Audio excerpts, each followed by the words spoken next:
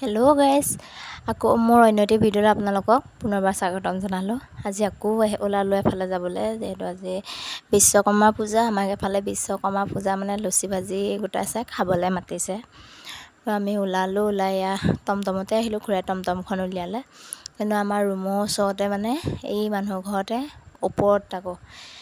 ওপৰত এই নাম পাতি আছে, বিশ্বকৰ্মা পূজা নাইকিয়া চেকিয়া বজাই ডাঙৰকেই পাতিছে। তাৰপাছতে টমটমৰ পৰা নামি আহিলোঁ, মানে অলপ চেণ্টাৰ ফালে আছিলে জেগাখন য'ত বিশ্বকৰ্মা পূজা পাতিছে। তাতে আহিয়া মানুহ বহুত আছে, খাবলৈ নাপায়, চিট নাপালোঁ মানে খাবলৈ। আমি বহি আছোঁ এক্সট্ৰাকৈ ছাইডত আহি, হ'ব খামে বহিয়ে আছোঁ। ফাইনেলি গৈ লাষ্টত চিট অকণমান পালোঁ। এয়া পনীৰ আৰু বুট দালি আৰু পনীৰ এক্সট্ৰা বনাইছে ৰুটিৰ লগত।